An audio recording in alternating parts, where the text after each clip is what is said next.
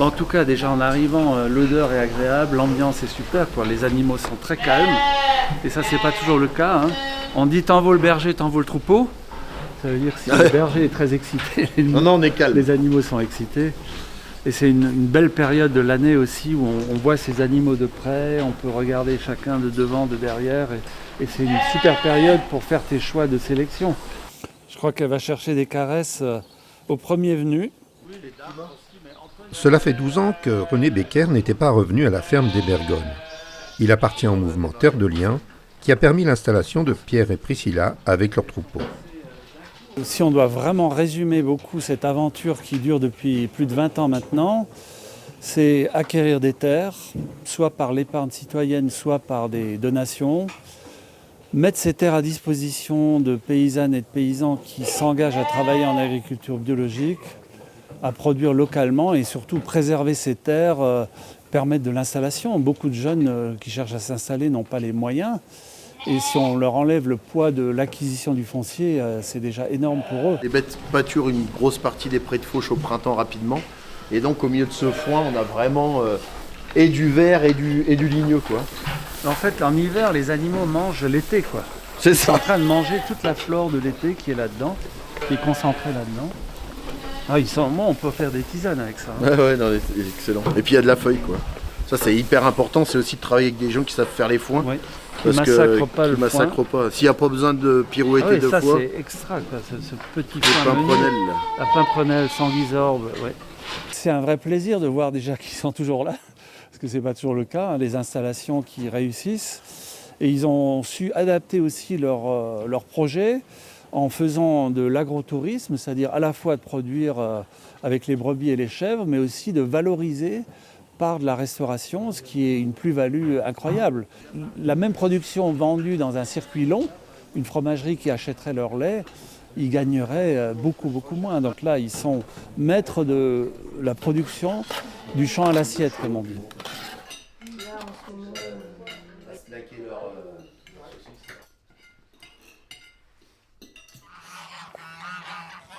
Ah, les oies du Capitole qui viennent nous voir. Là, on est un peu en surplomb on voit la ferme, on voit les parcours là-haut. Oui, on est sur l'alpage, là près de Fauche, et dès qu'on est sur la butte là-bas, c'est l'alpage qui commence. Alors quand on parle du métier d'agriculteur, d'éleveur, on pense production de lait, production de viande, d'œufs, etc. Et on néglige souvent l'aspect de service que rend la paysannerie à l'entretien du paysage, à la création de paysages. Moi en plus j'ai cette vision un peu de paysagiste à la base, parce que je suis paysagiste de métier. Ah, tu es paysagiste. Donc BEP, Bac Pro. Et c'est vrai que moi j'ai l'impression de continuer un petit peu ce que je faisais, mais à grande échelle, quoi, Donc je le vivais déjà en tant que salarié berger quand j'étais au service d'éleveurs qui me confiaient leurs troupeaux en montagne. Donc on voit bien quand on arrive en montagne et quand on repart, le boulot qu'a pu faire le troupeau, quoi. Comment c'était quand vous êtes arrivé ? Et ben, quand on est arrivé ici, c'était sur un système avec beaucoup de parcs fixes. Donc avec aussi une problématique, il n'y avait pas de chèvres sur l'exploitation, c'était que des brebis.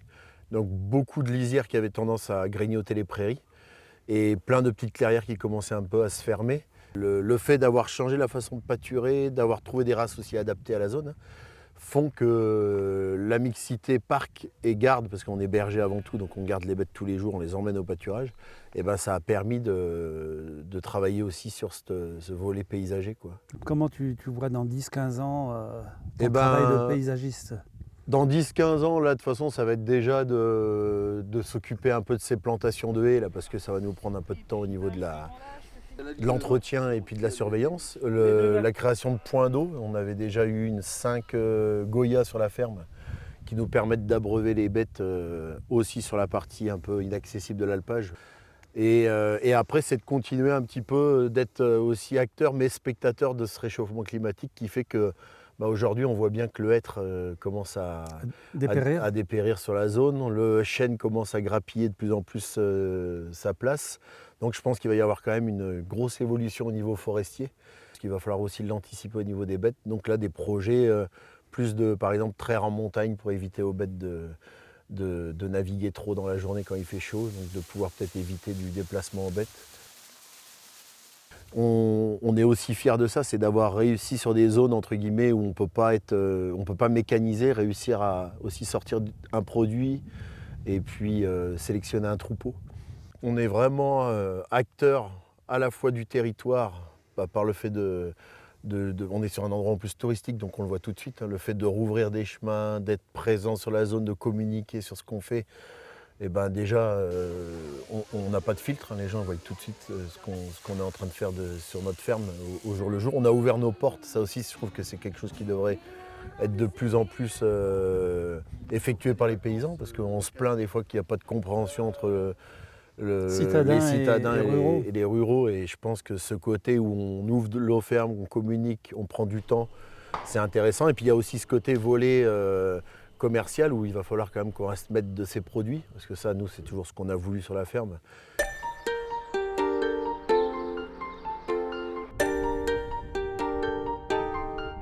Arrivé au mois de février, il est difficile de savoir si l'hiver est terminé ou s'il va revenir. Depuis la dernière rentrée scolaire, Olia et Peyo, les 2 plus jeunes enfants de la famille, vont à l'école du village. C'est l'occasion privilégiée de profiter d'un chemin des écoliers sans stress.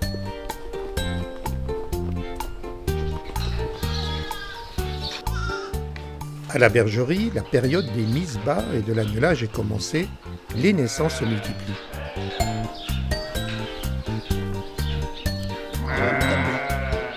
Et voilà, la date du jour.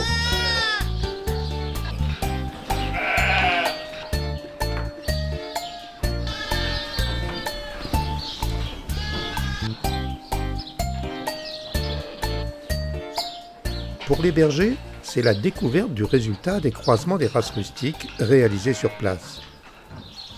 Ça, c'est celui-là. Donc ça, c'est le premier résultat de croisement de bélier qu'on a gardé sur la ferme, de la fameuse race brigasque. Donc en fait, c'est une race qui nous avait intéressé aussi par rapport à avoir des bêtes rustiques face au changement climatique. Et c'est le premier petit kiné issu de bélier, issu de la ferme, quoi. C'est rigolo, c'est vraiment une brebis qui arrive à mettre le museau en l'air pour aller manger aussi de l'arbustif, quoi. Donc ça, c'est quand même hyper intéressant d'avoir cette faculté sur ces brebis-là à lever la tête, quoi. On aura quand même des brebis qui auront mangé de la feuille plus volontiers que notre manèche à la base qui mange que de l'herbe, quoi. Rayon de soleil. En cuisine, comme en bergerie, l'activité ne manque pas.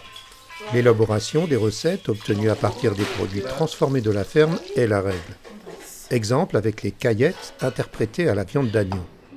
Pour le dessert, la tarte fine aux pommes de Priscilla est un incontournable. On est dans la générosité. Autre incontournable, l'esprit de travail d'équipe, au rythme du troupeau comme au rythme familial. Entre les enfants et grâce aux parents, l'émulation est aussi naturelle que biologique. Pour Margot, 17 ans, la cuisine est une passion de longue date. Elle a intégré cette année une formation en alternance chez les Compagnons du Devoir et du Tour de France. Ça fait des années que je fais de la cuisine à mon échelle avec ma mère. Mais c'est vrai que du coup, non, ça date pas d'aujourd'hui. Et alors l'aventure des Compagnons, là, ce qui se passe en ce moment, comment ça se passe déjà pour toi ? Très bien, très très bien. Vraiment, je suis heureuse, épanouie dans tout ce monde. Et puis même le dire que c'est aussi ma sœur qui m'a mis dans ce truc des Compagnons, c'est vraiment une fierté. Donc ouais, non, vraiment heureuse d'y être.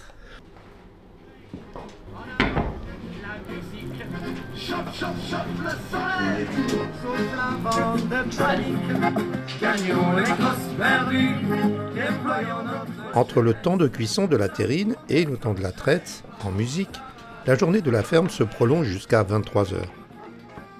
Les aînés poursuivant leurs études, la famille a rarement l'occasion de se réunir au complet.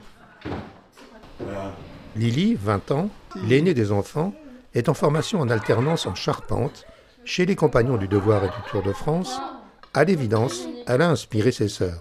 Dans 5 ans, toi, qu'est-ce que tu feras ? Dans 5 ans, si tout se passe bien, je serai normalement sur le Tour de France. Donc Voilà, dans une ville, je sais pas laquelle, mais j'aimerais bien. Dans l'idée, j'aimerais être toujours sur le Tour de France, aux compagnons de devoir. Mais si ça se passe autrement et que j'ai un changement de programme, être à la ferme et pouvoir m'installer avec les parents ou frères et sœurs, ça dépendra du moment. Ninon, dans 5 ans, qu'est-ce qu'elle fait? Dans le Tour de France, pareil. Donc ça veut dire que tes 2 grandes sœurs t'inspirent pour faire la même chose? Oui, voilà. Je copie mes grandes sœurs, j'adore. J'aimerais être compagnon, mais je sais pas encore quoi faire. Rio, est-ce que tu voudrais être berger, toi? Non. Qu'est-ce que tu aimerais faire quand tu seras grand? Faire des devoirs, aller au compagnon. On a toujours élevé les enfants dans le concret avec la vie qu'elles ont eue sur la ferme.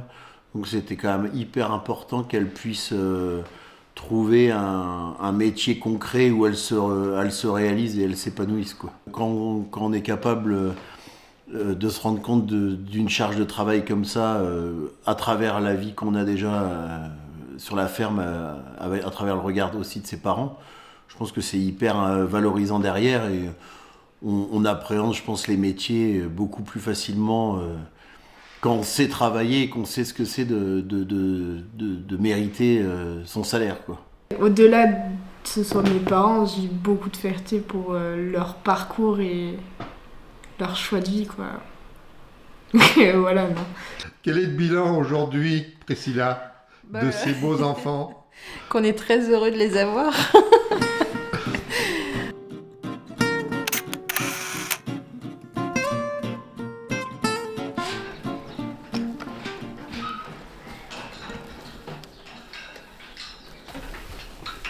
Tant que les mères les aiment, elles vont faire du lait, non, j'espère.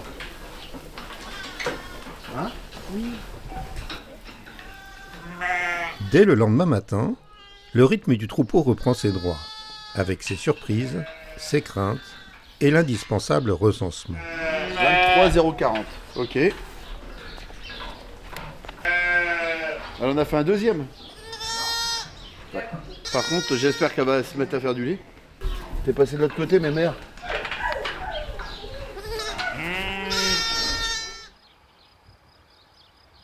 Il faudra m'y faire. Chaque fois que je retourne à la ferme, les abords sont rarement les mêmes.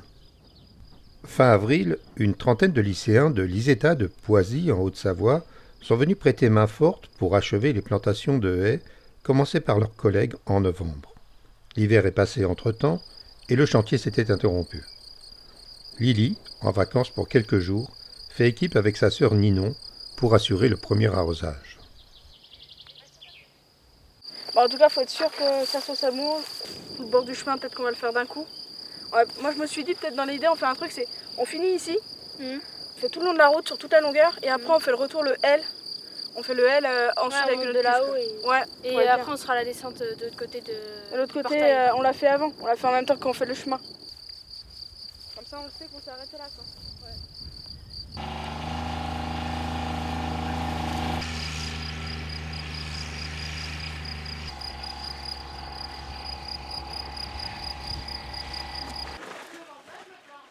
La ferme aussi se transforme et s'agrandit. Mathieu et Myriam, les amis charpentiers, sont de retour pour la construction d'une remise en ossature bois. Les 2 sœurs préparent la place, toujours en équipe. C'est l'occasion d'en savoir un peu plus sur les projets de Ninon. La dernière fois, tu as dit que tes sœurs, elles t'inspiraient beaucoup pour le parcours des compagnons. Alors explique-nous, c'est quoi ton projet à toi ? Alors, mon projet, ça serait de partir l'année prochaine au Compagnon du Devoir en boulangerie. J'aimerais aller sur la ville de Strasbourg du coup, pour passer mon CAP boulangerie. Et vu que ma grande sœur Lily et ma deuxième sœur Margot y sont déjà, ça m'a beaucoup inspirée pour y aller.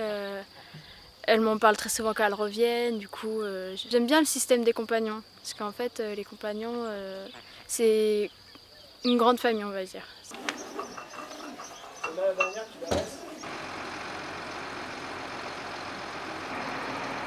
Le chantier tombe à pic pour Lily, l'aînée des enfants, qui prépare un CAP de charpentier bois.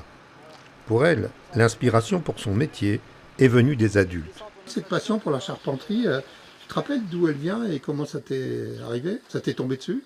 Elle a commencé quand j'avais 7 ans, quand on a commencé les travaux à la ferme, en gros avec des amis charpentiers ou des amis menuisiers qui venaient à la bergerie faire 2-3 rénovations. Je commençais à travailler le bois avec eux du coup. Au début c'était 2-3 petits trucs comme des petites cabanes à insectes ou des petits bancs ou des trucs comme ça. Puis finalement j'ai vraiment apprécié ça. Je continue à en faire régulièrement, très régulièrement. Soit en faisant des travaux ici, soit le bardage, soit des choses comme ça. Puis au fur et à mesure, je me suis dit, c'est vraiment quelque chose que j'ai envie de faire plus tard, c'est vraiment intéressant. Et puis à partir de ça, j'ai fait, est-ce qu'il n'y aurait pas une formation qui pourrait m'amener à faire ça? Et du coup, j'ai trouvé les charpentiers chez les compagnons. Et c'est comme ça que c'est parti.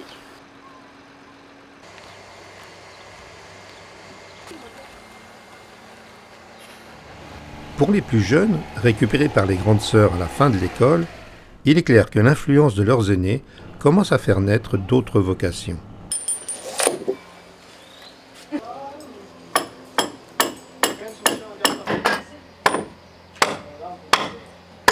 Tiens ta pince, moi je prends la mienne. Bébé, Attention. t'es prêt? Ouais, non, attends. Vas-y. C'est bon. Je bouge. Ce dernier jour d'avril, nous avions prévu d'immortaliser la première sortie du troupeau après l'hiver, mais la météo capricieuse nous renvoie brutalement tous à l'intérieur. Adapter, fortifier durablement le troupeau face au changement climatique, telle est la vie des bergers au fil des saisons. Le troupeau de manège tête noire, on était quand même sur des zones très humides au Pays Basque, montagneuses mais quand même assez humides, donc on a eu ça. Ce climat-là, c'était vraiment les premières 6 années d'installation sur les Bergones, de 2012 à 2018. On a vraiment eu ce vrai climat du Jura avec de la pluie régulière, donc on était vraiment persuadés de rester sur les manèges tête noire. Et on a toujours ce coup de chaud qui nous arrive dessus fin juin, début juillet et maintenant même août, quoi. Donc il fallait vraiment l'adapter, ça. On est vraiment... avant tout berger, on avait vraiment envie de remettre en place la traite à la montagne. Donc l'idée c'était vraiment de trouver une petite combine avec une remorque légère et puis de mi-juin à fin août, arrêter de faire le va-et-vient entre la bergerie et la montagne parce que c'est toujours le relief qu'on prend tous les jours là, avec nos entre 5 et 6 km par jour où on a du dénivelé. Et là, quand il fait chaud, les bêtes, elles ferment les vannes souvent. Donc l'idée, c'est vraiment de pouvoir remettre au goût du jour cette traite à la montagne, quoi. Pour faire face et conduire tous ces projets, se pose alors la question de la viabilité et de l'équilibre économique de la ferme. Si on n'avait pas eu terre de liens sur la ferme, on aurait été pris à la gorge, comme beaucoup d'agriculteurs, parce que on serait encore en train de payer des bâtiments et des terres et on n'aurait pas pu investir sur la partie accueil, labo, de transformation, agrotourisme. Donc ça nous a quand même laissé une belle bouffée d'oxygène pour être serein dans nos prises de décision. On a appris en étant berger salarié, mais l'aboutissement au bout de presque 25 ans de pastoralisme, c'est de se dire on tient notre troupeau, on travaille tous les jours avec un troupeau qui nous fait vivre et on n'est plus dans la précarité, en tout cas au niveau foncier et conditions de travail. Ça, c'est quand même une grosse satisfaction certaine. Ouais.